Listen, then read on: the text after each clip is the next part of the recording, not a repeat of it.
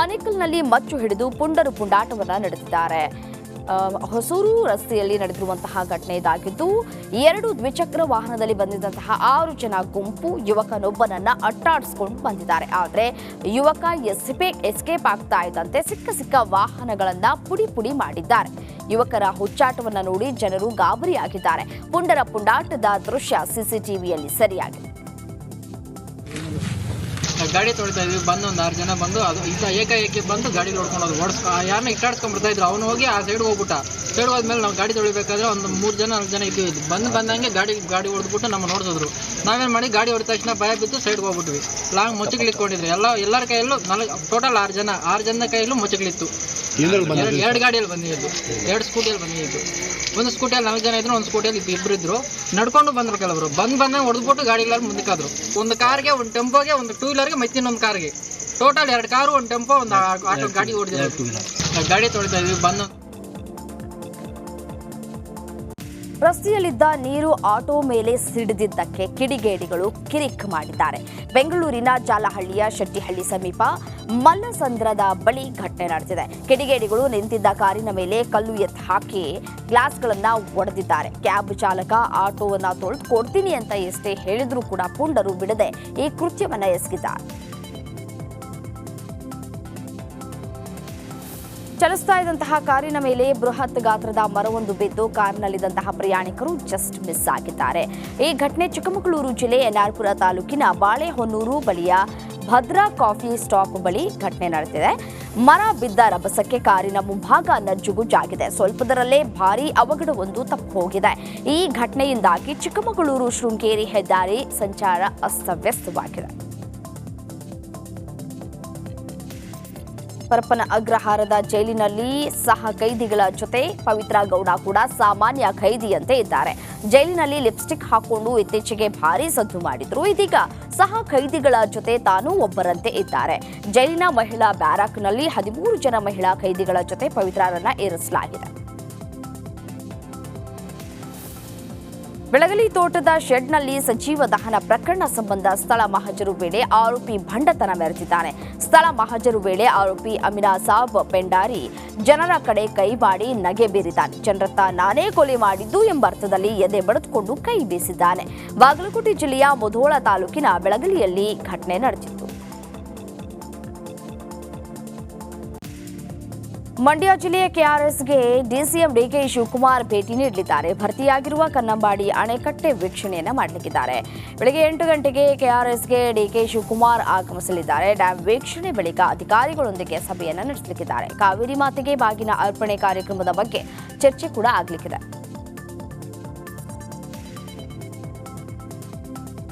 KRS ಡ್ಯಾಂನಿಂದ ಭಾರೀ ಪ್ರಮಾಣದ ನೀರು ಬಿಡುಗಡೆ ಮಾಡಲಾಗಿದೆ. ಕಾವೇರಿ ನದಿ ಪಾತ್ರದ ಪ್ರವಾಸಿ ತಾಣಗಳಲ್ಲಿ ಪ್ರವಾಹದ ಭೀತಿ ಎದುರಾಗಿದೆ.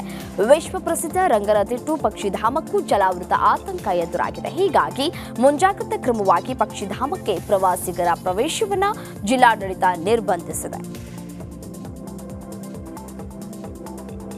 ಅರಣ್ಯ ಸಚಿವರ ತವರು ಜಿಲ್ಲೆ ಬೀದರ್ನಲ್ಲಿ ವನ್ಯಜೀವಿಗಳ ಕಾಟಕ್ಕೆ ರೈತರು ಹೈರಾಣರಾಗಿದ್ದಾರೆ. ಸಾಲ ಸೋಲ ಮಾಡಿ ಬಿತ್ತನೆ ಮಾಡಿದ ರೈತರ ಬೆಳೆಗಳನ್ನು ವನ್ಯಜೀವಿಗಳು ತಿಂತಿವೆ. ಹೀಗಾಗಿ ಬೆಳೆ ಹಾನಿ ಪರಿಹಾರಕ್ಕೆ ರೈತರು ಆಗ್ರಹಿಸಿದ್ದಾರೆ.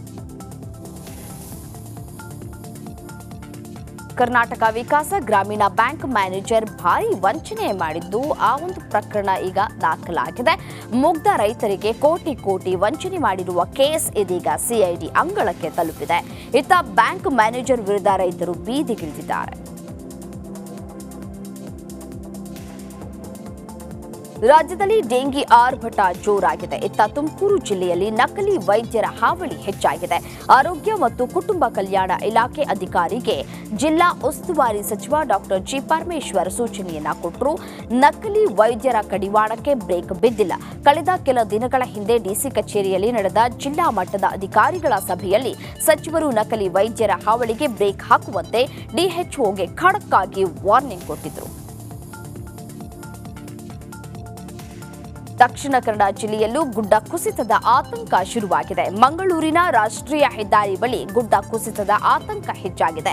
ಅವೈಜ್ಞಾನಿಕ ಹೆದ್ದಾರಿ ಕಾಮಗಾರಿಯಿಂದ ಗುಡ್ಡದ ಮಣ್ಣು ಕುಸಿತಾ ಇದೆ. ಕ್ಷಣಕ್ಕೂ ಗುಡ್ಡದ ಮಣ್ಣು ಕುಸಿತಾ ಇದ್ದು ವಾಹನ ಸವಾರರು ಜೀವವನ್ನ ಕೈಯಲ್ಲಿ ಹಿಡಿದುಕೊಂಡು ಹೋಗಬೇಕಾದ ಪರಿಸ್ಥಿತಿ ನಿರ್ಮಾಣವಾಗಿದೆ. ಶಿವಮೊಗ್ಗದಲ್ಲಿ ಮಳೆಯಿಂದ ಹಾನಿಗೊಳಗಾದ ಪ್ರದೇಶಗಳಿಗೆ ಬಿವೈ ವಿಜಯೇಂದ್ರ ಭೇಟಿಯನ್ನ ನೀಡಿದ್ದಾರೆ. ಎಡಬಿಡದೆ ಸುರಿತಾ ಇರುವ ಭಾರೀ ಮಳೆಗೆ ಜನಜೀವನ ತತ್ತರವಾಗಿದೆ. ಇನ್ನು ತಾಳಗುಂದ, ಉಡುಗಣಿ, ಕಸಬಾ ಪ್ರದೇಶಗಳಿಗೆ ಬಿವೈ ವಿಜಯೇಂದ್ರ ಭೇಟಿಯನ್ನ ನೀಡಿ ಅಲ್ಲಿನ ಸಂತ್ರಸ್ತರಿಗೆ ಪರಿಹಾರವನ್ನ ನೀಡಿದ್ದಾರೆ. ಶಿವಮೊಗ್ಗದಲ್ಲಿ ಮುಂದುವರೆದಿದೆ ಮಳೆ. ಈ ಒಂದು ಮಳೆ ಅಬ್ಬರದಿಂದ ಕೃಷಿ ಭೂಮಿ ಜಲಾವೃತಗೊಂಡಿದೆ. ಸಾಗರ ತಾಲೂಕಿನ ಶುಂಠಿಕೊಪ್ಪದ ಬಳಿ 106 ಎಕರೆ ಕೃಷಿ ಭೂಮಿ ಜಲಾವೃತಗೊಂಡಿದ್ದು, ಜಲಾವೃತಗೊಂಡ ಕೃಷಿ ಭೂಮಿಗೆ ಸಚಿವ ಮಧು ಬಂಗಾರಪ್ಪ ಭೇಟಿ ನೀಡಿ ಪರಿಶೀಲನೆ ನಡೆಸಿದ್ದು, ಜಿಲ್ಲಾ ಮಟ್ಟದ ಅಧಿಕಾರಿಗಳೊಂದಿಗೆ ಸಭೆಯನ್ನ ನಡೆಸಿ ಸಚಿವ ಮಧು ಬಂಗಾರಪ್ಪ ರೈತರಿಗೆ ಪರಿಹಾರದ ಭರವಸೆಯನ್ನ ಕೂಡ ಕೊಟ್ಟಿದ್ದಾರೆ. ಉಡುಪಿ ಜಿಲ್ಲೆಯಲ್ಲಿ ಕಳೆದ ಒಂದು ವಾರದಿಂದ ಅತಿ ಹೆಚ್ಚು ಮಳೆಯಾಗ್ತಾ ಇದೆ. ಮಳೆಯಿಂದ ಅಪಾರ ಪ್ರಮಾಣದ ಹಾನಿಯುಂಟಾಗಿ ನೆರೆಯ ಸ್ಥಿತಿ ಉಂಟಾಗಿದೆ. ಹೀಗಾಗಿ ಉಸ್ತುವಾರಿ ಸಚಿವೆ ಲಕ್ಷ್ಮೀ ಹೆಬ್ಬಾಳ್ಕರ್ ಭೇಟಿ ನೀಡಿ ಮಳೆ ಹಾನಿ ಪ್ರದೇಶಗಳನ್ನು ವೀಕ್ಷಣೆ ಮಾಡಿದ್ದಾರೆ. ಬೈಂದೂರಿಗೆ ಉಸ್ತುವಾರಿ ಸಚಿವೆ ಲಕ್ಷ್ಮೀ ಹೆಬ್ಬಾಳ್ಕರ್ ಕಾಟಾಚಾರಕ್ಕೆ ಭೇಟಿಯನ್ನ ನೀಡಿದ್ದಾರೆ. ಮಳೆ ಹಾನಿ ಪರಿಶೀಲನೆ ಪೂರ್ತಿಯಾಗಿ ಮಾಡದೆ ಬೀಚ್ ದೇವಸ್ಥಾನ ಅಂತ ನೋಡಿ ಹೋಗಿದ್ದಾರೆ ಅಂತ ಸಾರ್ವಜನಿಕರು ಆಕ್ರೋಶ ವ್ಯಕ್ತಪಡಿಸಿದ್ದಾರೆ. ಗುಡ್ಡ ಕುಸಿತವನ್ನ ಸಚಿವೆ ದೂರದಿಂದ ವೀಕ್ಷಿಸಿ ಹೋಗಿದ್ದಾರೆ. ಜರಿತಾ ಇರುವಂತಹ ಒಂದ್ ಕಡೆ ಗುಡ್ಡದ ಬುಡದಲ್ಲಿ ಕಾಯ್ತಾ ಇದ್ದಂತಹ ಗ್ರಾಮಸ್ಥರು ಅಲ್ಲೇ ಬಾಕಿ ಉಳಿದಿದ್ರು. ಕಳೆದ 4 ದಿನಗಳಿಂದ ಸೋಮೇಶ್ವರ ಗುಡ್ಡ ಕುಸಿತಾ ಇದೆ. ಗುಡ್ಡ ಜರಿತಕ್ಕೆ ಶೀಘ್ರ ಪರಿಹಾರ ಕಲ್ಪಿಸುವಂತೆ ಗ್ರಾಮಸ್ಥರು ಆಗ್ರಹಿಸ್ತಾ ಇದ್ದಾರೆ.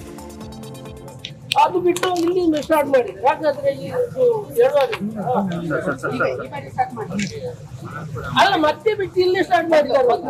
ಹೌದು, ಅದು ಅಲ್ಲಿ ಇಲ್ಲಿ ಕರೆಕ್ಟ್ ಮಾಡಿದ್ದಾರೆ.